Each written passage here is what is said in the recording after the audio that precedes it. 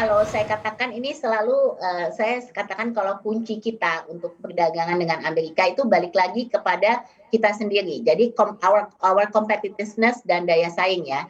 Karena kita nih nggak sendiri yang mau ekspor ke Amerika, yang mau ekspor Amerika tuh banyak. Negara-negara seperti Vietnam dan yang lain-lain juga yang mau drive investasi untuk datang ke Indonesia, bukan hanya Indonesia tapi juga negara-negara tersebut. Jadi memang di sini kompetisi kita ini sangat besar dan ini menjadi kuncinya.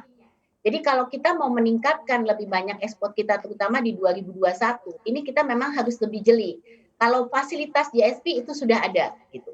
Pertanyaannya kita bisa nggak lebih banyak meningkatkan dengan memanfaatkan fasilitas GSP ini. Bagaimana kita kendala-kendala apa sih yang kita hadapi untuk kenapa produk Indonesia nggak bisa volume ekspornya lebih? Kenapa kita tidak bisa mendapatkan peluang yang lebih besar dari adanya perang dagang Amerika China gitu. Nah ini mungkin di 2021 ini memang kita sekarang sudah lebih mapping, makanya saya katakan tadi kita mesti lebih fokus gitu dan kita mesti bicara dengan pelaku-pelaku usaha yang selama ini ekspor ke Amerika, yang mau ekspor ke Amerika, itu kendala-kendalanya seperti apa. Nah yang kelihatannya yang kami dapatkan di sini, ini tugas kami untuk memfasilitasi juga bersama-sama pemerintah adalah memang masih banyak kendala-kendala di dalam negeri kita juga. Pertama mungkin kalau untuk ekspor ke Amerika, kendala ada standar, sertifikasi ini juga sangat penting. Amerika juga akan lebih memperhatikan untuk sustainable products misalnya, ya kan, products. Nah ini juga akan pengaruh kepada ekspor kita ke sana. Kemudian mengenai haki IPR itu juga sangat penting buat Amerika. Nah ini juga hal-hal yang kita harus perhatikan. Jadi mungkin kalau ditanya demand daripada pasar Amerika seperti apa, mungkin sekarang kita sudah ada map-nya, tapi kesiapan dari produk kita untuk bisa meningkatkan volume ekspornya ke sana. Jadi masalah logistiknya, masalah distribusi di sananya, masalah lebih banyak matching dengan importir di sana yang bisa mengambil lebih baik produk Indonesia. Jadi ini semua fasilitasi ini juga harus disiapkan pembiayaannya dan lain-lain. Jadi saya rasa ada beberapa poin-poin penting untuk kita perhatikan.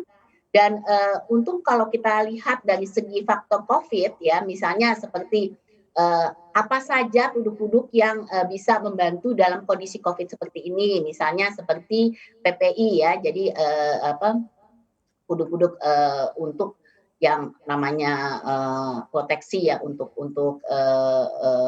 maskernya, kemudian ada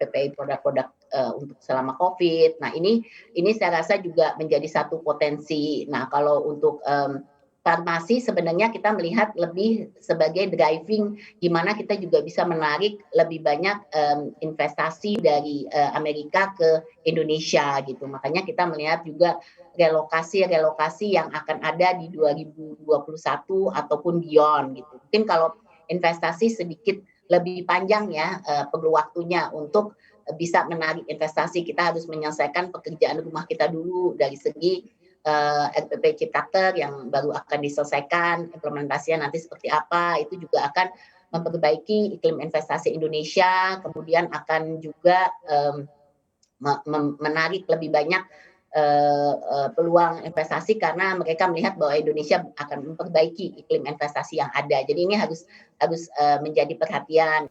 Jangan lupa untuk download aplikasi CNBC Indonesia yang tersedia di Play Store dan juga App Store untuk mengikuti terus perkembangan informasi seputar ekonomi dan bisnis terkini.